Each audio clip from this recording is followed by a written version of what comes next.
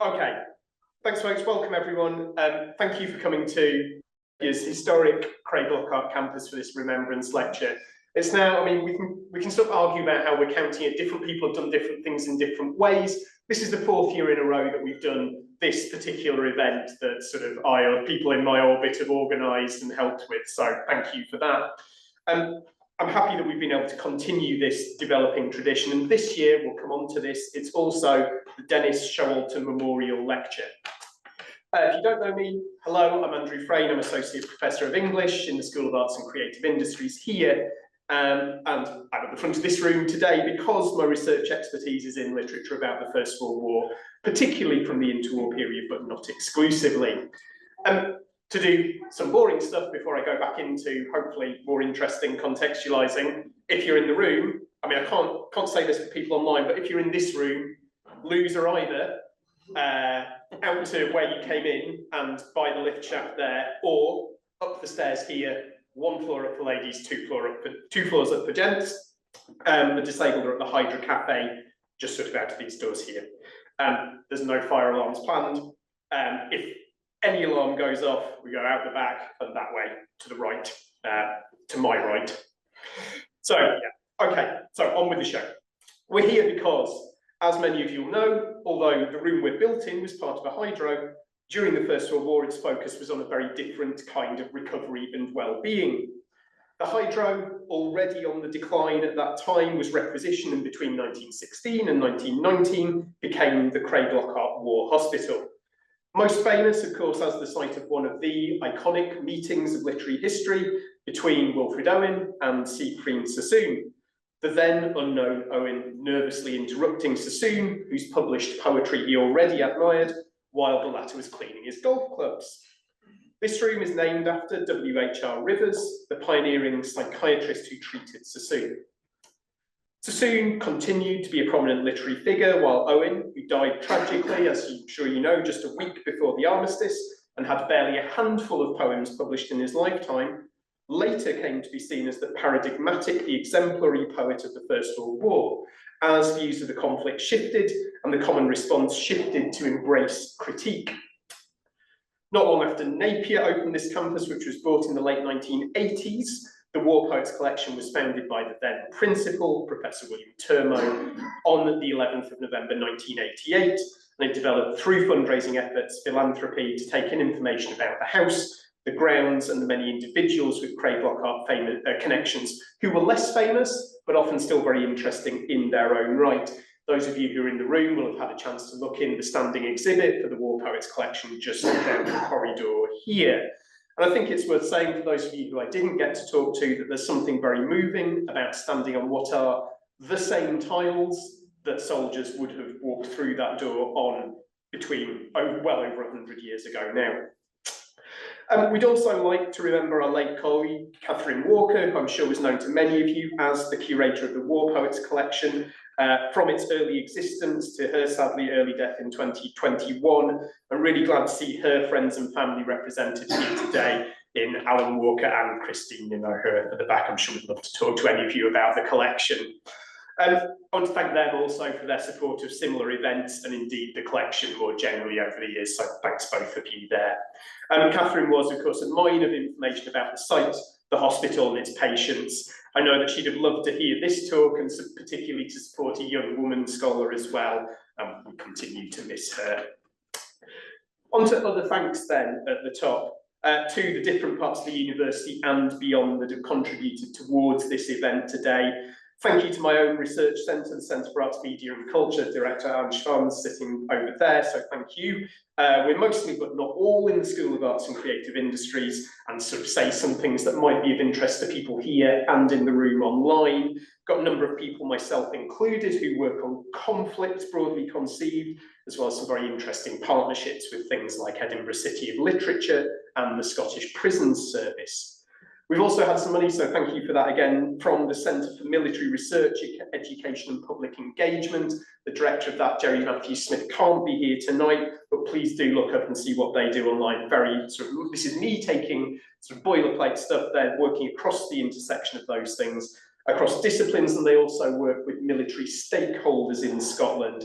It's home to Napier's Armed Forces Network, and they're very important in the designation as a Gold Covenant University under the Armed Forces Covenant to those who serve or have served in the Armed Forces. And a sort of thanks from me also to members of staff in professional and support services who've helped, from IS facilities, development and external relations, so Louise Bruce from catering also, Nicole Porterfield, and also Barbara, who's here as well. Unexpectedly here, nice to see Barbara from development and external relations. As I said though, this lecture is also this year the Dennis Showalter Memorial Lecture awarded by the International Society for First World War Studies. So thank you to them for their financial, I mean to us, I'm also a member and a fellow of the Society. Thank you to the Society for the support. This will be meaningful perhaps to previous attendees here, but I want to say this for Julia's benefit as well. I said this is the fourth such event we've had at Napier, and the previous speakers have been Jane Potter, Alison Fell, and Stefan Manns. So it's great the Society supports developing scholars like Julia, and we're delighted to have her. But first, I said you'd be back. I'm going to hand over to Chris Kempshall to tell you more about this. Sorry, Chris, you are getting a proper introduction. I know you dislike it. Chris is here in his role as outgoing president of the Society, and he's written books about the First World War, including the First World War in computer games and British, French and American relations on the Western Front, 1914 to 18. You might also, if that's your bag, have come across Chris as the author of In-Universe Star Wars Histories, Battles That Changed the Galaxy and the Rise and Fall of the Galactic Empire. Anyway, here he is. He hates big introductions, but he is going to chair the talk from here. I'll be back to help with questions at the end, Chris. Thank you very much.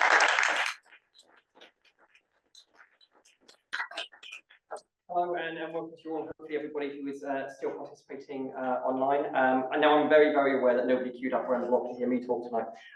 So I'm going to try and make this relatively short and sweet. Firstly, I'd like to echo the thanks of Andrew to the Napier University for making us so welcome here and doing so much organisation. Whilst organising an academic event may not be as complicated as running a hospital during the First World War, it's not that far removed. So thank you very much indeed for everybody who's been operating behind the scenes, including Andrew himself, who's been doing a sterling job. Again, I'd also like to echo the thanks to the Centre for Arts, Media and Culture and the Centre for Military Research, Education and Public Engagement for providing additional funding for bringing us all here today and hosting us so nicely. The Dennis Showalter Memorial Lecture is an ongoing fixture of the International Society's calendar every year, named in recognition and memorial of our dear departed friend, colleague and long-term supporter of the Society, Dennis Showalter. And what traditionally happens at these lectures is that the president tells various stories about Dennis Showalter. Now, the issue I have with this is that the previous president, Jessica Meyer, has already told many of the best ones.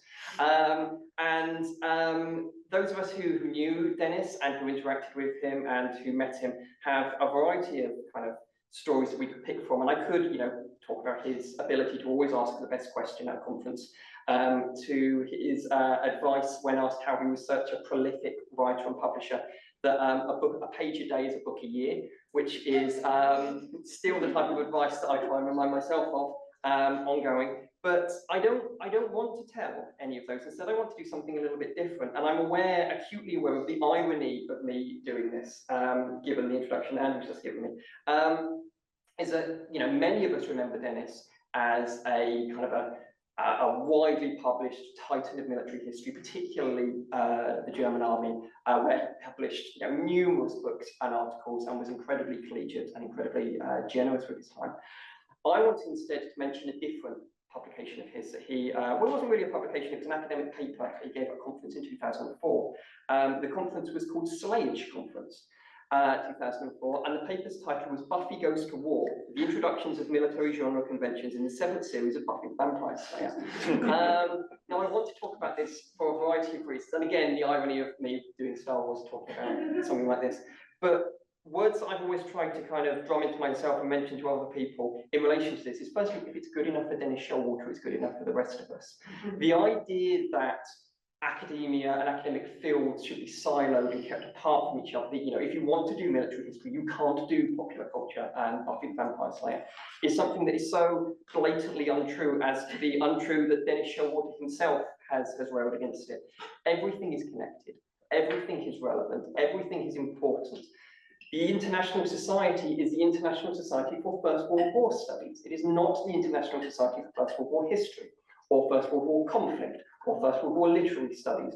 We are a society designed to welcome everybody who wants to interact in some way, shape or form with the First World War. And I think that the very fact that Dennis Showalter can publish on Buffy the Vampire Slayer and still publish widely on the German army during the First World War is a glowing testament to the fact that we exist together, pursue flights of fancy, pursue whatever it is that you want to look at or whatever it is that you want to study. Everything is relevant and everything matters.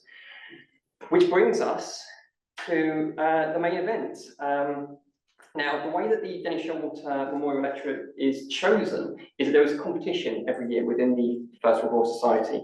It was a committee, the awards committee that I used to serve on. This year, I was delighted that as the president, I wasn't serving on it because the standard of applicant was incredibly high.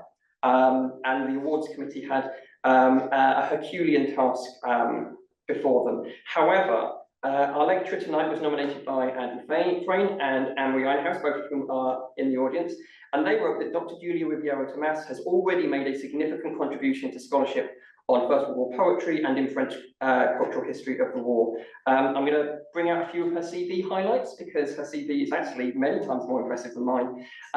She's currently a postdoctoral research associate in history and digital humanities at the Université de Lille, using computational analysis to map anti-racist strategies in W.E.B. Du Bois' writing. Before this, he was previously a fellow at the Digital Humanities Research Hub and Institute of Languages, Culture and Society of the School of Advanced Study, and a postdoctoral research associate at the War Ephemera Project, which was also run by Anne-Marie Einhaus, who's here in the audience. After doing an undergraduate in social sciences and a master's in history in 2023, she earned her PhD in French literature from the University Paris-Nanterre, with a co-supervision in history from the École des Hautes Études on Sciences Sociales. There's my slightly later French dying of death. The French version of her thesis is going to be published in January by Honor Champion. An English version is currently being prepared and will be submitted for peer review in the next few months. Just take a moment to consider doing dual language versions of your PhD thesis. Her talk tonight is an extended abstract of those books. In nominating her for this award, her nominators said that Dr. Thomaz has been an exemplary member of the Society, from contributing to conferences and events to acting as a member of the awards committee, and subsequently as the early career representative on the Society's board of directors. She's also an editorial board member for First World War Studies, the journal of the Society. In general, Dr. Thomaz models and exemplifies the Society's supportive spirit by providing advice and guidance to other early career researchers.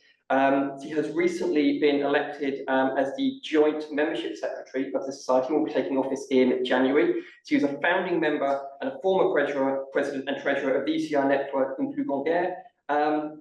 To quote again from her nominees or nominators, in short, Dr. Thomaz's profile as an early career scholar is exceptionally rounded. She is highly deserving of this accolade and likely to deliver a superb lecture that will speak to specialist and non-specialist audiences alike. A sentiment which I agree with wholeheartedly. Esteemed guests in the room, esteemed guests online, this year's Dennis Showalter Memorial Lecturer, Dr. Julia Ribeiro Thomaz.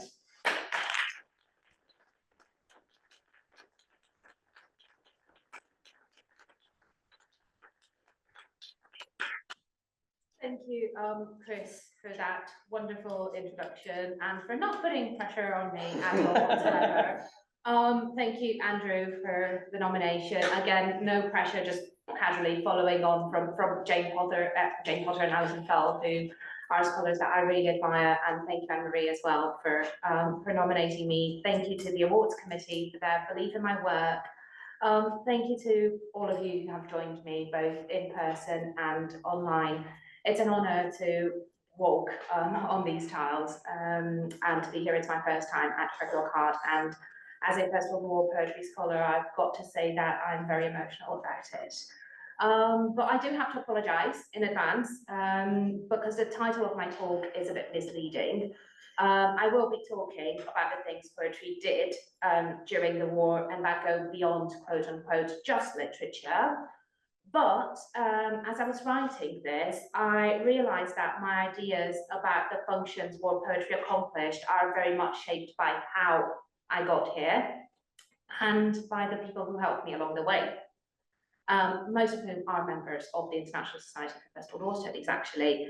And since this lecture commemorates Dennis Showalter's commitment to mentoring and encouraging the next generation of scholars, it is only fitting that I speak not only of what poetry did, but also of why this approach by functions matters, and above all, how it was conceived. Because this is a collective story that shows how the Society's collegiate and interdisciplinary ethos shapes research. Now, if you ask any early career scholar to revisit their formative and PhD years, most of us will compare it to a catabasis, a descent into hell. My PhD years were actually very positive, thank you largely to the Society, but I did decide to run with this metaphor, so I have conceived today's lecture as an epic poem and an epic quest. So it's a revisiting of how I journeyed to the underworld of French poetry of the First World War and came back to tell the tale, overcoming beastly obstacles with help from some of the mythic heroes in the field of First World War studies. Like most epic quests, the obstacles do get harder as we move along, so I do hope you've had some strong coffee and that you're nice and cozy if you're joining us online. But this also means that, contrary to a more traditional lecture structure, I won't be telling you right now what my argument entails, so please enjoy the suspense of it, because you will have to wait for the agonistic moment of resolution. Now, epic poetry, which served as both model and counter-model for many First World War poets on both sides of the English Channel, usually starts with an invocation of the Muses, and I've mentioned how Dennis Showalter's commitment to mentoring the next generation has informed the International Society for First World War Studies, and actually helped indirectly shape me as a scholar. So we can go straight to the prologue.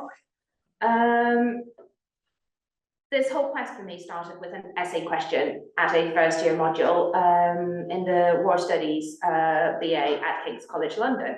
And it wasn't actually phrased as a question. All it said was, assess Wilfred Owen's merits as a teacher about the nature of war.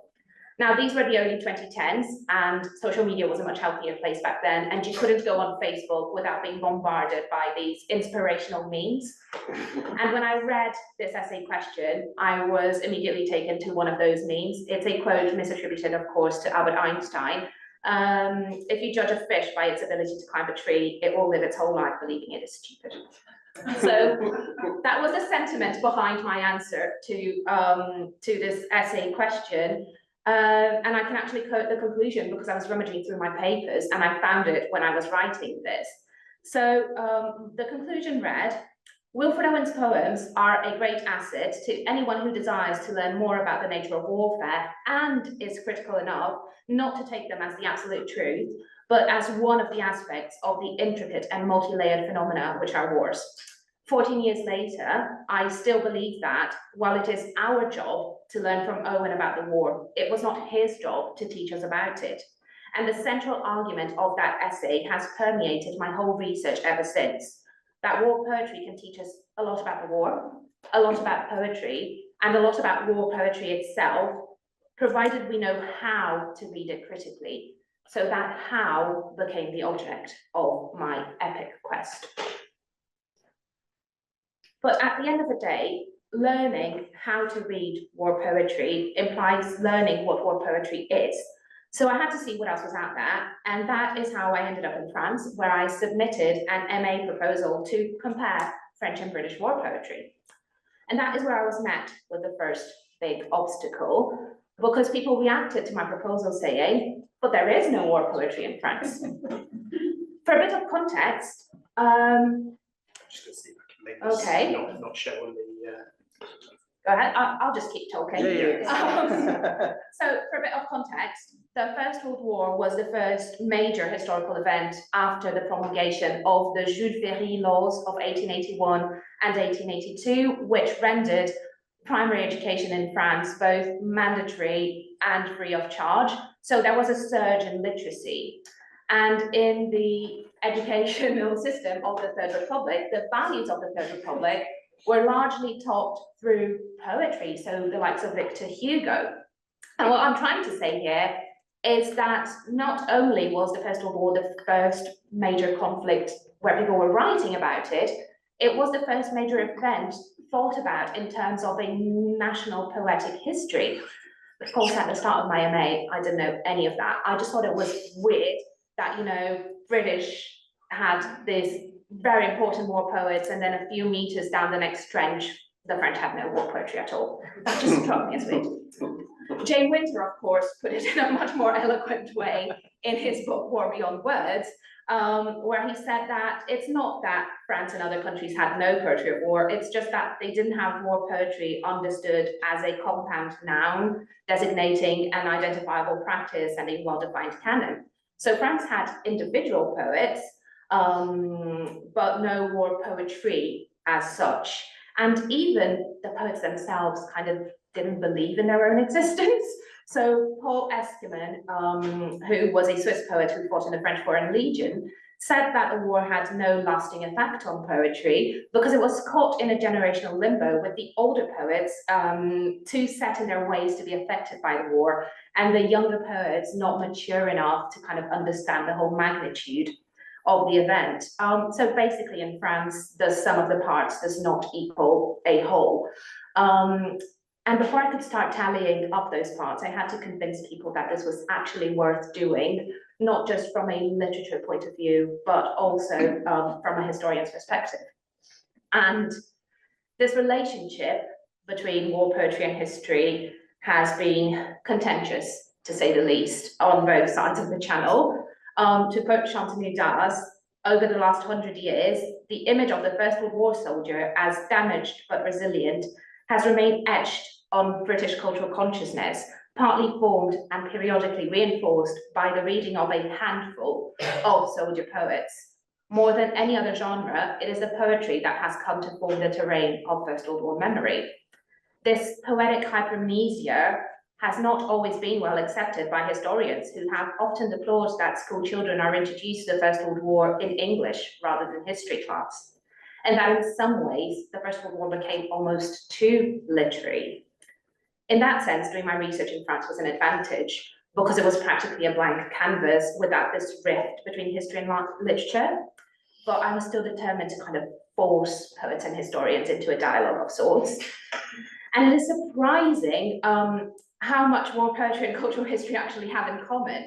The themes that cultural history paradigms have placed at the center of their historiography have already been dealt with quite sophisticatedly, actually, by poets during the war and in the interwar years. And I've chosen an example about soldier aptitude, which is a theme that has been widely discussed in the medical humanities. I know that Jessica Meyer is joining us online, and Heather Perry as well. So things that we are still talking about today were already discussed by poets in the interwar years. This was actually written by Dr Bidon, who was a doctor at the front. And of course, poets are not historians, going back to the idea of the fish climbing the tree. But if we are interested in the same themes, at least we can try and enter a dialogue that is not hierarchical, that is horizontal. So you see, the answer to the question of how to read war poetry starts to be delineated. That how is dialogical, co-produced, because it acknowledges actors of the past as producers of knowledge about their own cultures and experiences. War poetry may not be a source about the war itself, and we can obviously enter a dialogue about whether that magical source that grants immediate access to the event even exists. But it is definitely a source about war poetry itself, and how people had to bend language to try and confer meaning upon what was happening to them. And for those of them who lived the war as poets, it was an integral part of their experience. But then we reached the problem of poetic idiosyncrasy, because the way Wilfred Owen bestowed sense upon the war is not necessarily the way other poets bestowed sense upon the war, or even the way every soldier bestowed sense upon the war. And that is another criticism with which war poetry and some of the scholars studying it have been hit. That leads me to the start of my relationship with international society, and the first conference I attended in 2016 and to the problem of canon. So I first heard about the society in 2016. That was the second year of my master's. I attended the conference that year, which was themed around wartime and the temporality of war. And during one of the breaks, I had a chat with Adrian Gregory, who is a fellow of the society and a member of the editorial board of our journal. And I told him that I believe this lack of poetic memory in France and the overabundant poetic memory in the English-speaking world were two sides of the same problem, actually. And he stopped and he looked at me and he said, well, the problem is canon, isn't it? And that was when my whole perspective shifted. And then I discovered that Anne-Marie Einhaus, who's the Society's newly elected treasurer, had already touched upon the subject in her very first article, which I keep quoting. So she writes, when we talk about literature of the First World War, it is important to be aware of two distinct bodies of texts. If we talk of a canon of First World War literature, we generally tend to refer to a canon that is not only literary in a strictly formal and aesthetic sense, but informed by social cultural interests. While a literary canon of early 20th century writing that incorporates the literature of the war is interested primarily in how a given text expresses thoughts, concepts, or ideologies, the canon of First World War literature is interested, primarily in what is expressed. So what I concluded from my talk with Adrian, who's a historian, and chatting many times and working with Anne-Marie, is that the lack of agreement between historians and literary scholars about the role war poetry should play in the discourses about the First World War comes not from poetry's intrinsic characteristics or from some sort of literary bias.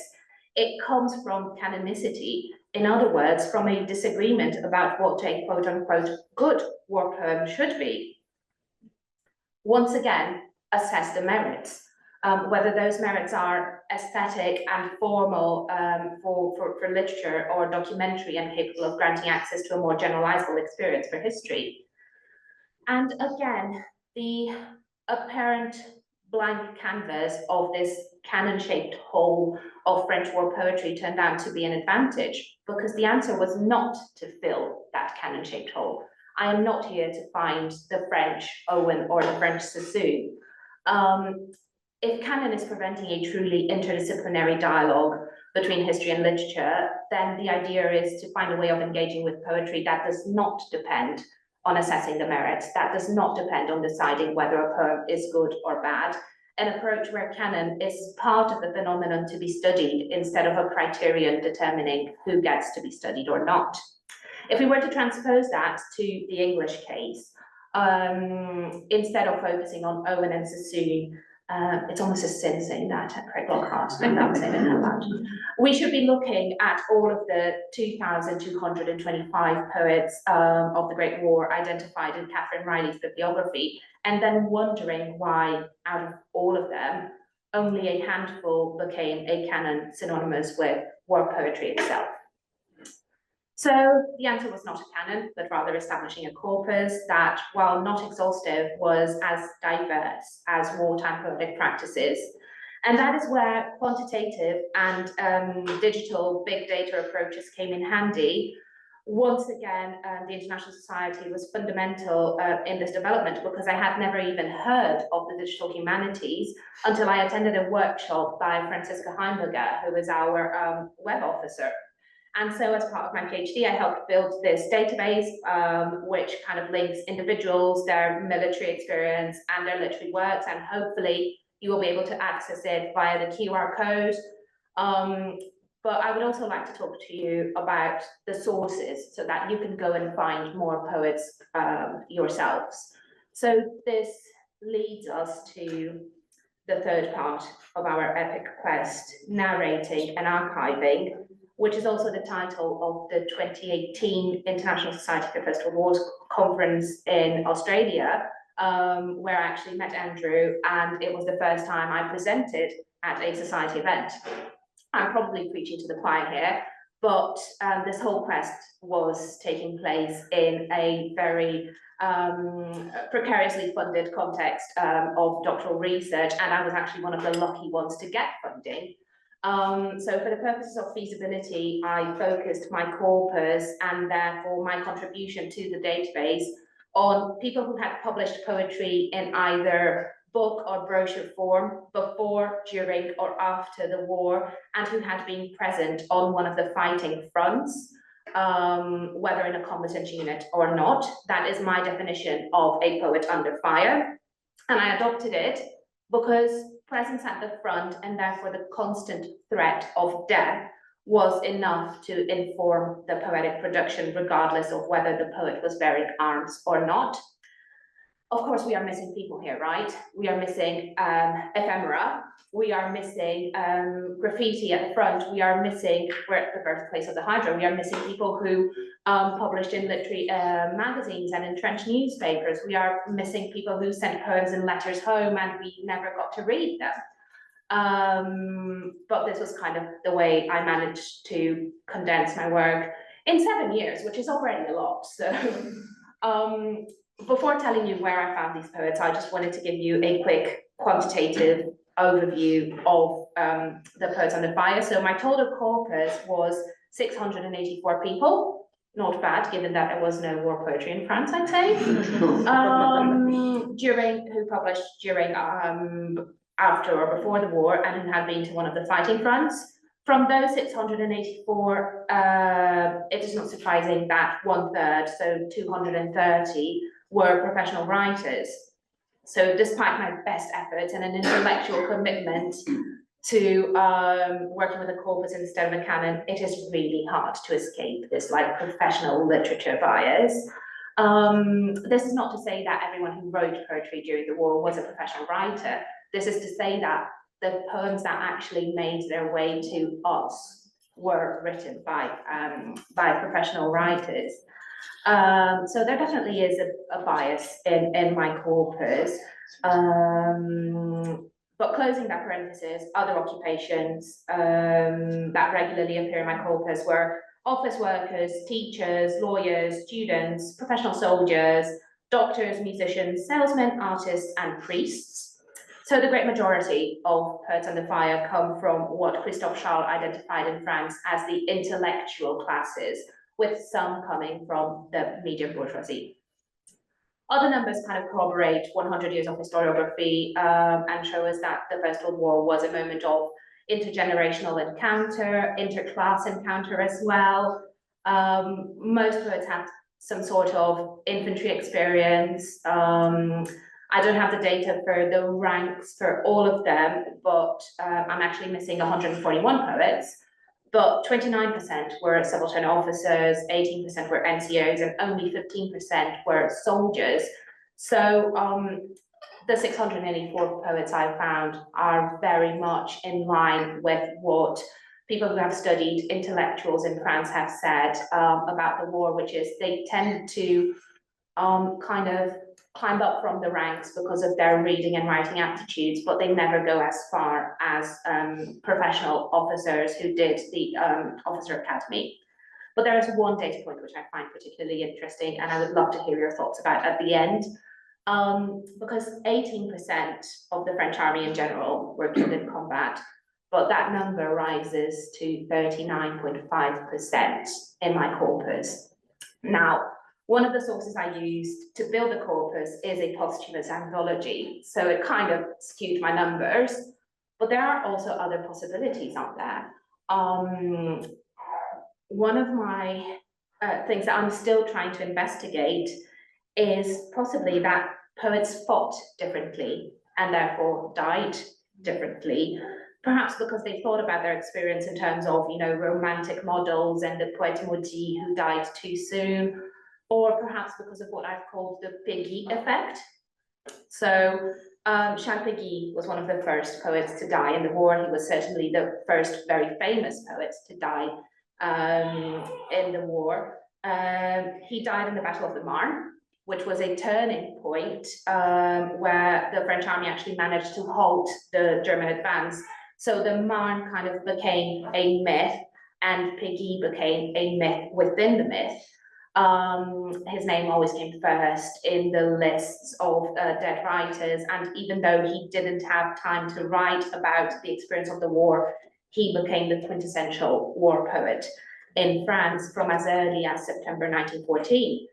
And he was skilled standing up in the front of the section he was leading. So we can speculate whether this kind of became a model that other poets then tried to emulate. But now that I've given you a quantitative overview of my corpus, let's talk about the sources for recording, archiving, and narrating the first poetry of the First World War. The first of these sources was the Bulletin des Écrivains de 1914, which then became the Bulletin des Écrivains de 1914-1915, and very ominously had its title expanding until it was the Bulletin for Writers from 1914 to 1919. And you can see the toll that the war is taking upon the writers with that ever-growing title. This was a monthly periodical sent free of charge to writers at the front, and at the end there, so on the right-hand side, you can see that there's a list with names and addresses. This is a goldmine when you're trying to establish a list of French poets of the First World War. But it does have an inconvenience, which is it only talks about people who were already circulating in the literary field. So it kind of doesn't talk about the new poets forged by the war. So the equivalent of Wilfred Owen, for example, who actually became published through relations that he established as a soldier. To give you an idea, the founding members of Surrealism, their names aren't even mentioned here, and they have become associated with the First World War in France since. So I had to kind of look at other sources. One of them was the manual catalogue at La Contemporaine. So this manual catalogue was established in the interwar years by veteran and historian Pierre Renouvin, and it has a drawer, the one you're seeing, called France 1914-1918 Poetry. Jackpot. It is probably the only place where you can get that list in France, and it's not reproduced in their digital catalogue, so you can't just go online and search for it. You have to actually go to the manual catalogue, which is absolutely delicious. And again, since we are honouring Catherine, who's a librarian, I'm sure she would appreciate this as well. But obviously, this was collected as documentation about the war, and collecting poetry as a historical document is very different from collecting it as literature, right? So I found names at La Contemporaine that I didn't find anywhere else, not on the Bulletin, not even the National Library. So yes, another little gold mine. And then we go to the other side of the spectrum, which is this manual, this bibliographical manual that kind of tries to establish a canon. Very restricted. The author, Jean-Pic, is explicit about not including anything that was censored or small brochures, and I quote, without literary interest, often self-published. And even though this is a testimony to how during the war itself, because this was initially published in 1918, during the war itself, there was already an intellectual movement to look at literature and poetry as expressing the cultural shifts that the war brought about. I think this would have been even better expressed if he had looked at the brochures and at the ephemera, because this does account for the war giving birth and visibility to new poets. So that is compensated by the posthumous anthology that I had mentioned. This is actually a memorial, and it is the first, it's published in 6 volumes, and it's the largest initiative commemorating the fallen writers of the Great War in France. And it is very much inscribed in interwar politics. It's called the Anthologie des écrivains morts à la guerre, so the anthology of writers who died in the war. There are over 500 writers commemorated in the anthology, over half of whom are poets. But I would argue that this memorial effect may have ended up backfiring and becoming a part of the exclusion of poetry from collective memory of the Great War in France, because on the one hand, it associates war poetry with poets that, if it hadn't been for the war, if they hadn't died, might not have been published. So poetry that would have been perceived as bad we're trying to shy away from those terms. But there's also the political context, because the veterans associations in France were working pretty much as trade unions at this point, and Antoine Paul identifies some of the main characteristics of the veterans in France, including a hatred of propaganda, a preference for realism, and lack of oratory. So the stereotypical French veteran is in many ways an anti-poet who refuses all language work to avoid being mistaken for a propagandist, and who denies any attention given to individual feelings in favor of a more collective memory. So poetry was pretty much not in line with the ethos of what it meant to be a veteran in the interwar years in France. So the anthologie signifies both remembrance and erasure, as all of the sources I have mentioned today. So an important part of how we read war poetry is this critical archival work, these bringing together sources that may not build an exhaustive corpus, but that will end up balancing each other out in a way. Because there is not one single poetry of the First World War, there are rather many poetries of the First World War, depending on who is choosing to archive and transmit it and why. So this allows us to always think about who is missing, and ensures that we see war poetry as an ever-expanding category. But moving on to the heart of the talk, from these sources I found nearly 700 poets who formed my final corpus, and I also found the resignation to accept that this corpus is designed to be incomplete and found lacking by anyone who comes into contact with it, yourselves included. But once I found this corpus, I started reading and annotating the collections. And this is where I have to tell you that 684 poets, but just under 500 collections, because not everyone who was identified as a war poet actually published poetry about the war. So that led me to think that maybe war poetry did things that go beyond literature and beyond even the material text. You don't have to write war poetry to fulfill the social role of a war poet. So that led me to think about the other things that poetry did that go beyond literature, because being literary, being aesthetic, aspiring to be a, again, quote unquote, good poem, is only one of the many things that poetry did. And I started annotating those collections in terms of, yes, form and meter, in terms of what aspects of the war they were documenting, but also in terms of the social and cultural roles they were fulfilling. These are some of the tags I used on my bibliography management software. And you can see there is, yes, stuff about how it was written, but also other things that it was doing during the war. I'm more than happy to share all of the tags at some point, but there are many of them. So the first of these functions was actually a bit of a meta function, because poetry had to accomplish its own invention. It had to legitimize its own existence. And I have come to see every poem as a profession of faith in poetry itself, an affirmation that there is a place for poetry in war. Every poem is a choice and helps build the image of the person writing it as a poet. So poetry as self-fashioning. In the context of a war, this self-fashioning implies some negotiation between the pen and the sword, contrary to the saying, not to decide which one is the mightiest, but to find a way to make them coexist. This coexistence wasn't always smooth. Several poems in my corpus address the very impossibility of writing poems about the war, such as the one you have there. So during the First World War, some poets could not write, but they also couldn't not write. So they ended up writing about the impossibility of writing, ironically enough.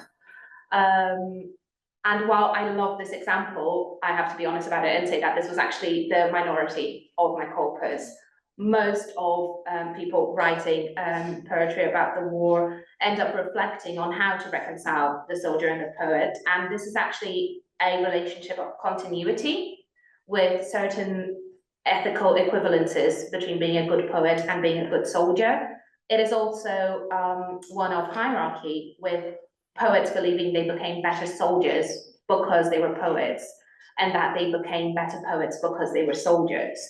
One of the most obvious examples is both of Edmond's Rondeau. So Adam attempted to publish a poem in German, probably because he wanted to cause a minor scandal, and of course he was censored, right? And then after being censored, he wrote 2 poems in 17th century French to prove that his loyalty to his country could not be questioned. And one of them was against the censor who chastised his German poems, so that's him told. The other one was against the profiteers in the home front who dared write about the war without actually understanding it. So the message here is quite clear, right? Adam's qualities as a soldier and his loyalty to France could not be questioned because he was a French poet who dominated even the most obscure poetic codes.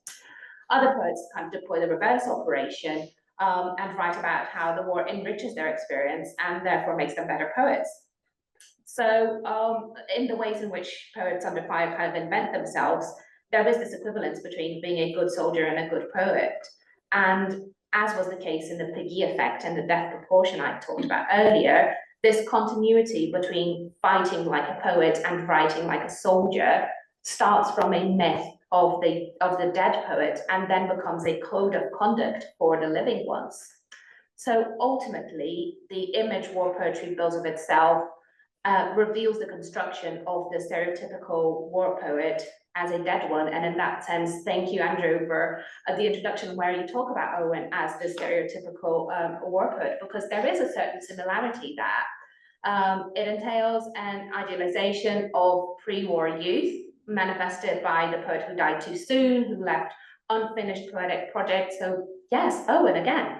There is an ethical equivalence between writing and fighting, and that's maybe where the French corpus kind of deviates from canonic English war poetry. There is a reverse continuity between a soldier's death and a poet's life, and the war kind of becomes this prism whereby everything that happened before is revisited. And most of all, there is the idea that a poet wages the war at a perfect distance. He is close enough and common enough to be able to speak about the war and for those waging it, but he's also removed enough from it to actually see it clearly and then to bend the language to try and express it. So please bear this in mind because it will be very important for function number 5, so just put a pin on that. For now, suffice to say that this first function accomplished by war poetry was to find a place for itself in a world at war and to create the paradigm of what it meant to be both a soldier and a poet. But this self-fashioning does not happen in a vacuum, and poetry also accomplished a more social function. It helped express belongings to multiple groups, to multiple imagined communities, if you will, for Anderson fans in the room. And this is where I have to open another parenthesis to tell you that all of the 5 functions I have identified presuppose that poetry works as a cultural pattern as theorized by the anthropologist Clifford Geertz. Now, there are many criticisms that can be addressed to Geertz's theory of cultures as text, but he does have 2 images that are very interesting to think about war poetry. First of all, he claims that cultures are webs of signification. It's so beautiful. They're webs of signification built by human beings upon which we suspend ourselves. And a poem is itself a web of signification, right, with multiple layers of meanings. So it is a particularly good medium to think about culture, kind of a web within a web, if you will. Now, Geertz also claims that culture is made of culture patterns, and that these patterns function as models of other systems as well as models for other systems. So Lego is a model of the Eiffel Tower. It is representing the Eiffel Tower, and the plans for the Eiffel Tower made by Gustave Eiffel himself were models for that. That's how poetry works. Poetry both represents the war and is an image of it, but it also informs the experience and changes the way we live war. It's like a blueprint. for how we live the war. It's both Lego and plan, if you will. So if we look at poetry as both models for and models of community, by expressing the fact that they are, for example, French, they are also building an idea of what Frenchness is. And they're also building everything that is not French, because for every identity, there is an alterity that is created.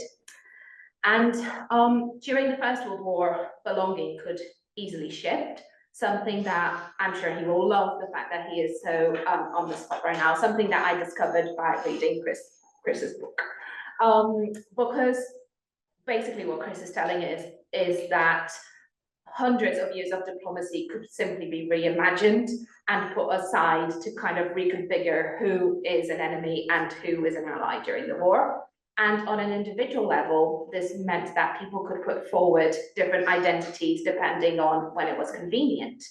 So they could be writers as opposed to non-writers, or poets as opposed to prose writers, French as opposed to everything else, but also military, which then includes the German soldiers on the other side of no man's land. It's all very confusing, right? But it's not confusing when it's expressed in a poem. I think that is my point.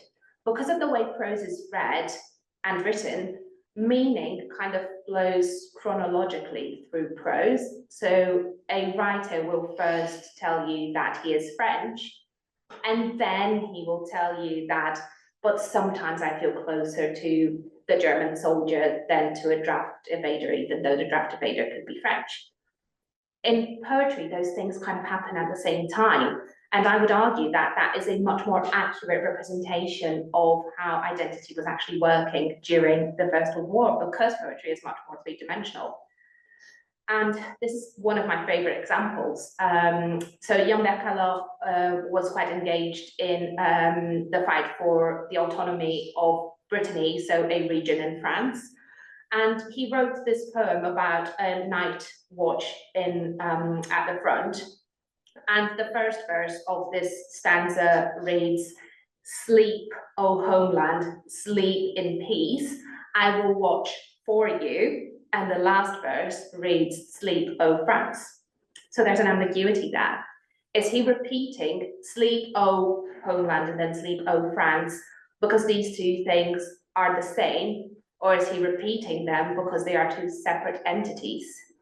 Now, I have my theories. I think that the fact that he says sleep in peace kind of points to Brittany, because it's so far from the front that it is technically at peace. And the fact that he says, "I will watch for you," instead of "I will watch over you," shows that he believes that France will be so indebted to Brittany and the Bretons that died for it, that there's kind of like this instrumentalization to ensure that France will then pay Brittany back by granting it autonomy. But that's just my opinion, and it doesn't really matter, because this poem gives us a choice, but it doesn't force us to choose. And that is how identity worked during the First World War. And that is why I believe one of the functions poetry accomplished was building social groups and their opposites during the war, because it builds groups, it builds others, but at the same time, they allow for this certain level of ambiguity, making poems a very good way to express how identities were negotiated and superposed during the First World War. Again, model 4. But I did say that one of the many imagined communities that poets belonged to was the community of poets themselves. And this actually includes the dead poets of the past. This leads me to the third thing that poetry did during the war, which was to provide a sense of historical anchoring. Now, whenever I talk about poetry as historical anchoring, I use a COVID anecdote. So during lockdown, some of you may have come across on social media this poem that started with, "and people stayed at home." It then became a book, etc. Now, this poem was written in 2020 by retired school teacher Kitty O'Meara, but it went viral, pun intended, with a caption that said it was written during the 1869 cholera epidemic and then republished in 1999 during the so-called Spanish flu. Now, historian and First World War veteran Mark Bloch teaches us that fake news usually grants access to shared mentalities, and this particular fake news is a way to see that poetry can connect past, present, and future. Sharing this and saying that it came from two previous pandemics is a way of proving that our ancestors survived them and even wrote poetry about them, and so might we. It gave a lot of people a lot of solace during lockdown. And I would argue that this historical element is also stronger in poetry than in other genres, precisely because poetry is quite conventional and therefore incremental. Bear with me, Anne-Marie, who studied modernisms. I'm not saying that all poetry is conventional, but what I'm saying is that there are models based on meter, forms, motives, and even when it comes to modernism and the most avant-garde poetry, they're actually refusing those models, right? And that refusal is a dialogue with the past, albeit a contentious one. But being so dependent on models and anti-models, I feel like poetry is particularly well suited to think about time. And I've written about it, present and future, but I want to focus on an example that helps us think about the past and reimagine the past. I did say that Victor Hugo was the main model that school children were introduced to poetry in France, and there are so many poets of the First World War that recuperate Hugolian tropes to kind of position themselves just casually as the new Hugo, the 20th century Hugo. But what is really interesting about this one is that it is a refusal of Hugo. So in his second verse, Larreygue writes, "Aux soldats de l'an 15, O soldiers of year 15, echoing Victor Hugo's celebration of revolutionary warfare, and the famous verse, "Aux soldats de l'an 2, O soldiers of year 2. Now, we might think that Larreygue simply changed the verse from an deux, so that would be 1793, the second year of the revolutionary calendar, and he changed it to an 15, year 15, simply because this poem was written in 1915. But the title of the poem is actually 1815-1915. So the France Marc de Larreygue de Cyprieux is inscribing himself is not the victorious France of 1793. It is a defeated France of Waterloo. And all of that fatigue and disillusionment is contained in a single reference to a single verse. And that is the power of poetry doing things during the First World War. And because poetry is largely based on rhythm, it also helps us think about the specific temporalities of war, about the present. Poetry is also a legacy towards the future. There are many ways of using poetry to think about time. But just to keep it short, and because I know that John Horn was planning on joining us online, I would like to put forward that because war poetry is situated at the intersection between the event and a poetic history that existed before the war and will continue to exist after it, and is based on models and anti-models, I would argue that poetry's war is an even greater war, and it stretches through time. However, if poetry can be a legacy of wartime to the future, it is also because it is particularly well suited to mediate the experience of war. It is a way of communicating with readers, both contemporary and of the future, because poets can rely on this incremental history to translate an experience that may often seem hard to communicate. So that's the fourth thing that poetry did during the war. It transmitted it, with poets working as mediators between those who had first-hand knowledge and those who didn't. And this is probably the function of First World War poetry we are most familiar with, right? As in Owen's poem, Dulce et decorum est, where he describes a mangled body and then says, I'm telling you this because if you had seen what I have seen, you would not glorify war. So this is Owen working as a mediator here, and that is something that French poets also did. And I would argue that this works because poetry is a particularly sensuous genre, isn't it? We all know that it's very hard to describe a taste or a smell in the way that isn't tautological. What does an apple taste like? It tastes like an apple. but because poetry can condense so many figures of speech, it kind of creates soundscapes, smellscapes, tastescapes that help communicate something that we would really struggle to communicate otherwise. This is important when we're talking about building the front as, well, the Western Front as a geographical space that is both continuous with, but also separate from France, about building the Eastern theatres as a way that is continuous with, but also separate from 19th century Orientalist imagery, but also about communicating some of the more obscure aspects of the war, such as wounding and being wounded, killing and being killed. I've selected another example by Edmond because it contrasts with the Rondeau. This is actually a very modern poem. It's full of onomatopoeia. But what interests me here is that he uses the less common gerondif in France, so en rampant, while crawling, instead of the infinitive ramper, to crawl, because he wants to give us an idea of how continuously hard it is to crawl through the mud whilst being shot at. And some poets took their role as mediators to kind of a metaphysical extreme. And there is a trope in French poetry of the First World War where poems can function as letters both to and from the dead.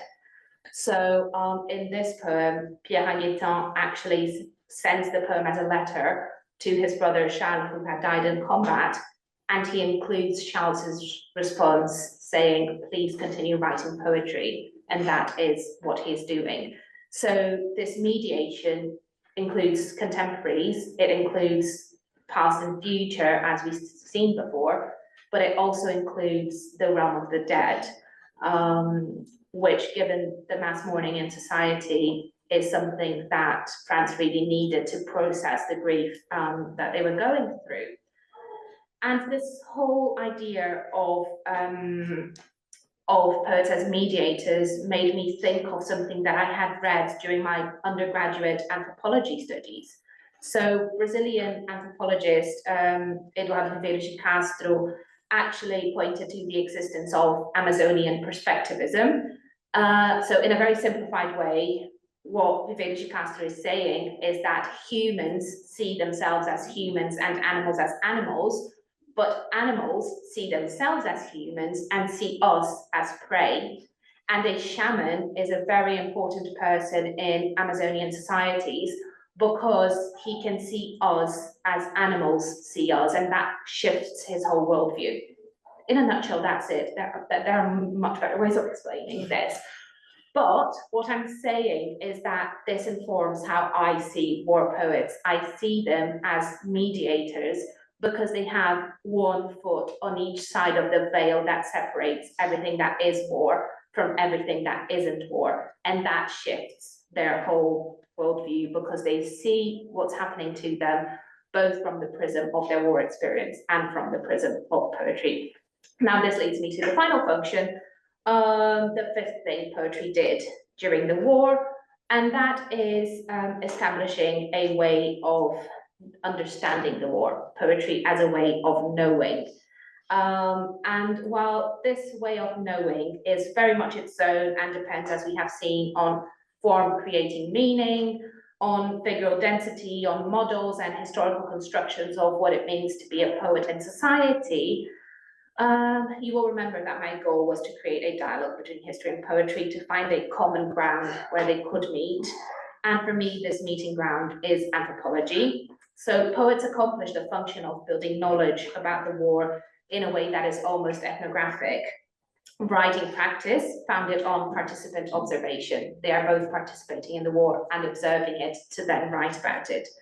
Poets are close enough to see the war to be a part of it, but also far enough to turn it into a writing practice that is heavily reliant on creating new ways to express a language. And I have argued this in an article, which hopefully you can access through the QR code. But what I'm saying is that poets function as ethnographers of their own culture. And maybe this is me trying to get a fish to climb a tree, let's be honest. But by using anthropology as a point of triangulation between history and poetry, what I'm trying to highlight is that we are all trying to produce knowledge about the First World War, through some sort of writing practice according to our own forms and models and conventions. So we should all do it together, basically.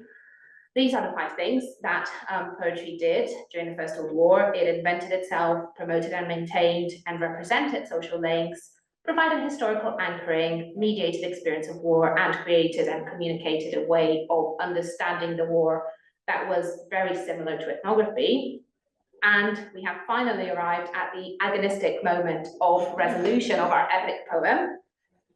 Many epic quests have many different versions out there. I'm sure other poetry experts in the room and online would have spoken about other things poetry did, which is why I want to finish not talking about what it did, but about how, trying to delineate this methodology that I have called the historical anthropoetics of the First World War, mainly because it's probably the first and last time that I will speak about it in front of so many people willing to give me feedback before I can actually delve deeper into this.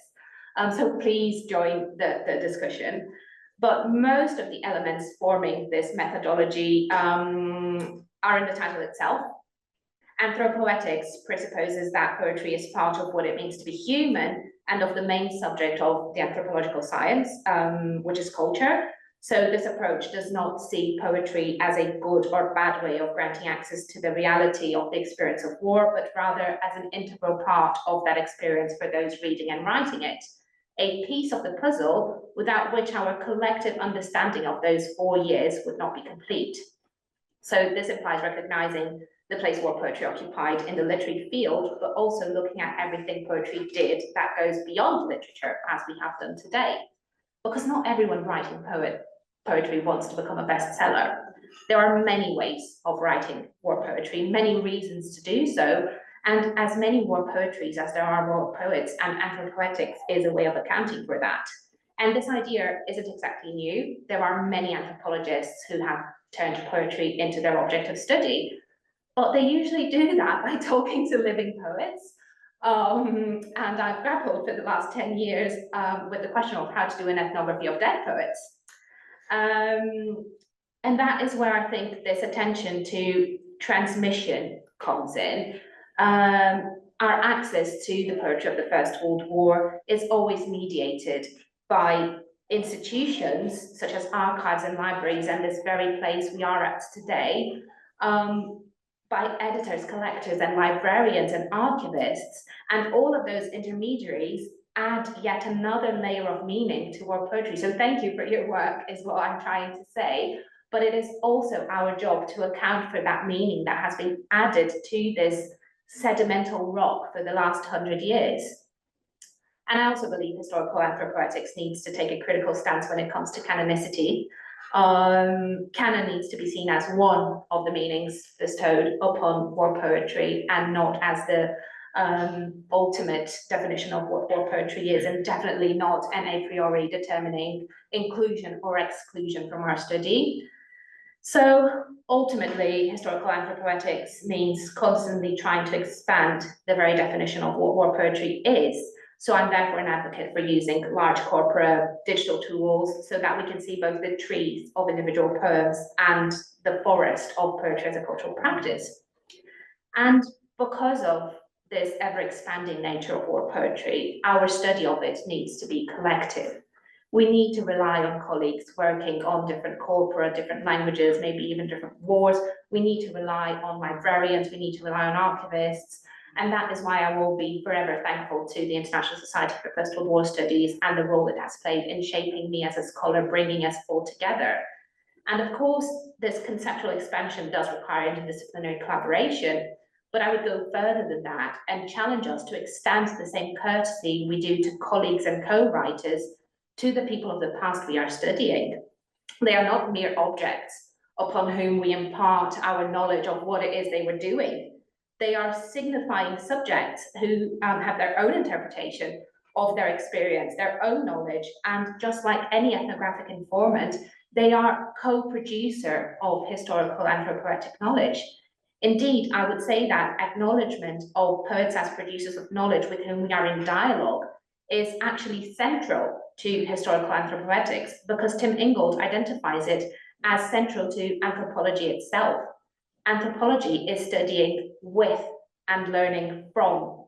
It is carried forward in a process of life and affects transformation within the process. And I'm quoting for Tim Ingold here. It is a true epic quest into the underworld of otherness and back. But our epic poem has an epilogue. I always finish my talks by quoting Audre Lorde's essay, "Poetry is not a luxury." She claims that it is through poetry that we can give name to those ideas which are, until the poem, nameless and formless, about to be birthed, but already felt. And she continues, poetry is not a luxury. It is a vital necessity of our existence. It forms the quality of the light within which we predicate our hopes and dreams towards survival and change, made first into language, then into idea, then into more tangible action.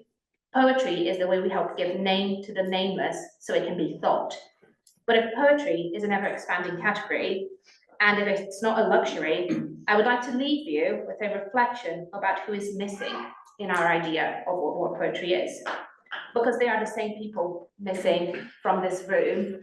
And as newly elected membership secretary of the society, I have to admit that they are also the people missing from the society and the people we will work to bring into the society over the next few years. This leads me to what comes next. I am starting a new quest, this time looking for oral poetry of colonial soldiers in the French army.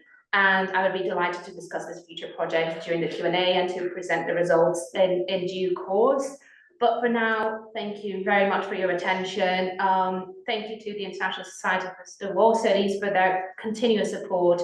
And thank you to Dennis Showalter for a legacy of generous and intergenerational research practices, which have indirectly helped shape who I am as a scholar today.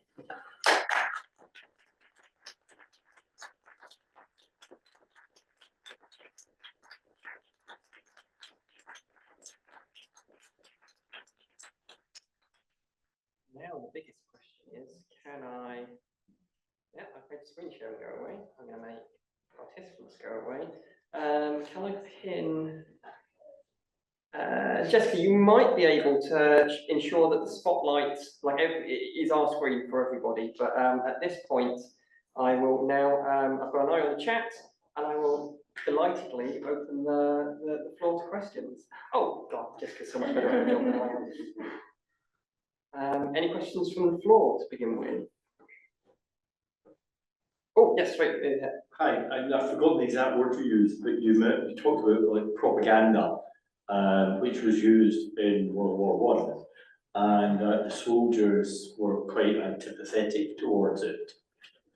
Now, I'm sure, Britain went through a similar significant social change during World War I as well, but I was wondering if history serves me right, in 1870 there was a commune arms, and I was wondering if the soldiers were influenced by their, what would have been their grandfathers, or a shared family history of a societal working man's struggle. I think there is definitely a shift that happens during the war, as with what happened in Britain after the Battle of the Somme, right? So in France, the stereotype says that they went into war in 1914, la fleur au fusil, so with flowers on their rifles, very much excited about the war because it was the esprit revanchard, so the spirit of getting Germany back for the 1870-1871 Franco-Prussian War, basically, and recovering the territories, Alsace and Lorraine, which had been annexed by Germany. That does shift. Stereotypically, they would say that, and the reason I'm using the word stereotypically is because cultural historians who are much more qualified than I am have demonstrated that not everyone went into war la fleur au fusil, and that refusal of this had started happening way before the 1917 mutinies. But the tipping point that has become conventional in the memory of the First World War, not necessarily the history of the First World War, is the 1970s mutinies, when they started refusing bourrage de crâne, so propaganda that was messing with their brains as such. So there is a tipping point that has been ingrained in the memory of the First World War, just like the Somme was for the English-speaking countries, though it has been contested by historians, just as the Somme has been contested for the British case. I hope that answers your question. Yes. Thank you. Anybody else in the room? I've also got an eye on the chat here, so anybody who is joining us on Zoom. Yes, in the back row, or near the back row. Thank you, Julie. That was wonderful. Really, really wonderful lecture. I'm thinking about your books. Yeah, so there's a book in French, there's a book in English. Are they the same book? Yeah, are they translations, or are you, because as you've shown, there are very different stories that are told, and so how are you contributing to that? That is one of the main challenges, and it gives me the opportunity to shout out another member of the International Society for First World War Studies who has been leading me by the hand doing this. So Vanda Wilcox, my book buddy, thank you so much to Vanda.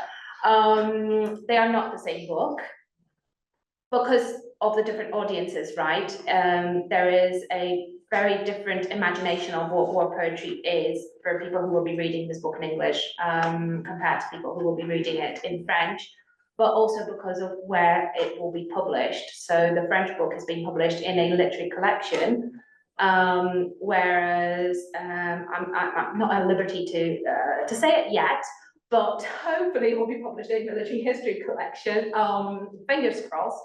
So it is a very different story to tell. On the one hand, kind of helping French people who are interested in literature reconnect with this part of their literary past that they were unfamiliar with. So I delve much more into the corpus and into the functions that I've mentioned today, whereas in the English book, it is much more about how does this approach help us ask different questions about the war itself. How does it shift the way scholars can think about the actual war by expanding what war poetry means and by reaching out to anthropology and to the symbolical bit. So there's differences, 1, because of the language, 2, because of expectations, and 3, because of disciplinary boundaries as well. So I'll keep you posted. We've got a couple of questions in the chat. One of which, in regards to talking more about colonial. Let me try and scroll that. From Gabriel Van Gabos, saying, can you speak more about the colonial war soldiers in this dynamic of war poetry ecology you've mapped here, but also what differentiates or what is in common between anthropoetics from the project of ethnopoetics? Thank you for that question, for those 2 questions. Very difficult to answer, so I'm just going to pretend to have a sip of water while I think about them, which is a trick Chris actually taught me. So there you go, this is how the society influences research. Veterans tell us how to deflect from really hard questions. About the colonial soldiers, this is very much a project that I have literally just started. I have sent it out for the first funding application. I suppose the main differences I've encountered in just conceptualizing the project is 1, the importance of orality. I haven't encountered a lot of oral war poetry in my research about French war poetry, and in just a few months looking at Senegalese war poetry, I have already grasped this need to engage with recordings. Another thing to consider is the colonial archives. A lot of this has been recorded and is held in the Lautarchiv Sound Archives in Berlin, where they have recordings of prisoners of war, including wall of recordings from Senegalese soldiers. And I think one of the biggest challenges I've encountered is how the ontology and the hierarchy in archives in Europe don't reflect the way colonial soldiers think about their own poetry. So basically, poetry by colonial soldiers is archived as everything except for poetry. So you find it in bits about, you know, the colonial administration in French Western Africa. You find it in ethnological and ethno-linguistic collections. You never find it being acknowledged as poetry. So that is another challenge. And the third element that I'm grappling with to start this project is it needs to be even more collective, right? I don't speak Wolof, I don't speak Fulani, I barely remember how to read Arabic, which I learned 20 years ago. So it needs to be even more collective, not just because of the language, but because African epistemologies need to be a part of how we interpret these poems. So here is the scoop for people in here. What I'm trying to do is organize collective reading and listening workshops in Senegal, bringing these sources back to the communities they stem from and getting them to help me interpret them. We'll see if I get funding for that, but that is where I want this project to go. About the difference between anthropoetics and ethnopoetics, I did mention that anthropologists have done this before. It's not entirely new. I was thinking more specifically of Anthony Webster, who is very engaged in ethnopoetics. The reason I call it anthropoetics is that quote by Tim Ingold that I had there at the end, where he says that ethnology is learning about, whereas anthropology is learning with and learning from. So it's this acknowledgement of poets as the people who retain the knowledge about their own experiences, and we are just in dialogue with them, and it's a much more horizontal thing. That is why I've chosen anthropoetics, but you are right in saying that it is very close to ethnopoetics. So we've probably got about 5 minutes or so left. We do have a couple of questions in the chat, and then if we've got anything left over, then I might abuse my presidential privilege. I'll start off by answering Peter's question in the chat, which is, will you publish this talk? Traditionally, the Dennis Showalter lectures are published in the Society Journal, and the video for this will also eventually end up on the Society YouTube channel.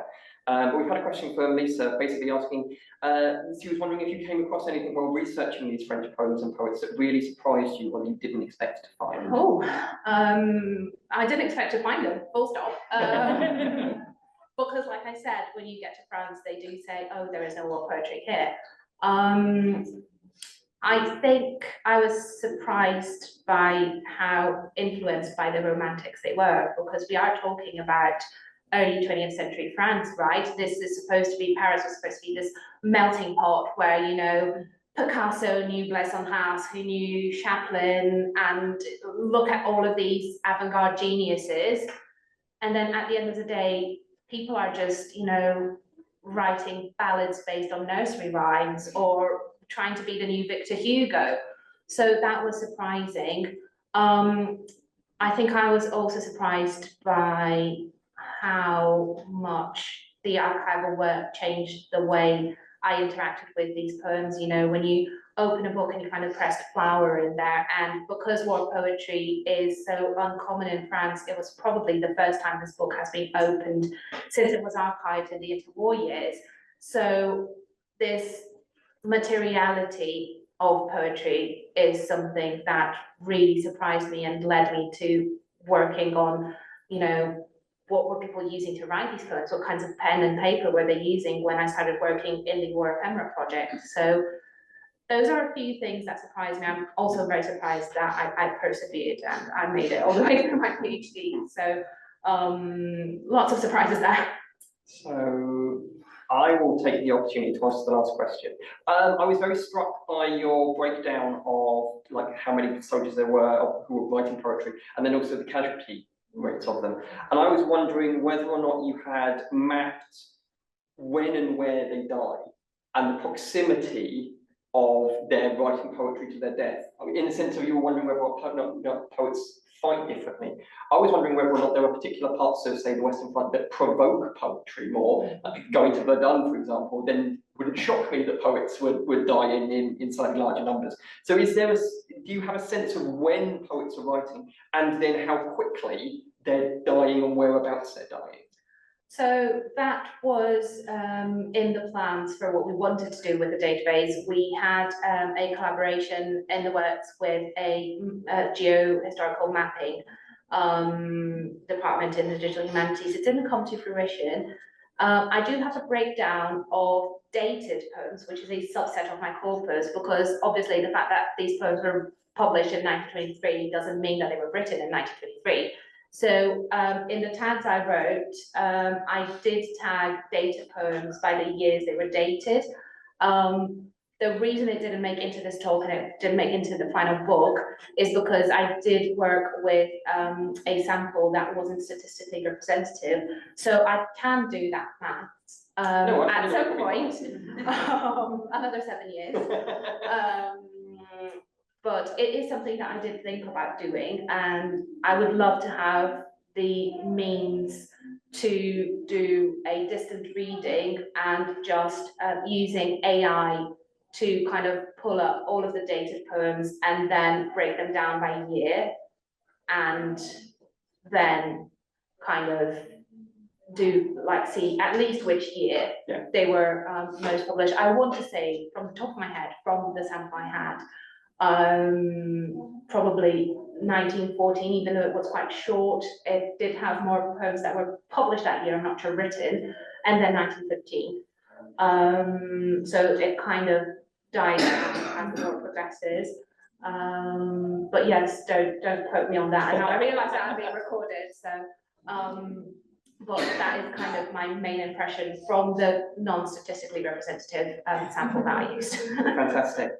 Well, I would like to offer everybody the opportunity in the room and online to, in a second, once again, show their appreciation to Dr. Julia Ribeiro Thomaz. I have no doubt that Dennis Showalter himself would have found it fascinating. He'd have been enlightened and he'd have been very proud. It's not Buffy. It's not Buffy. Ladies and gentlemen, this year's Dennis Showalter Memorial Lecture, Dr. Julia Ribeiro Thomaz.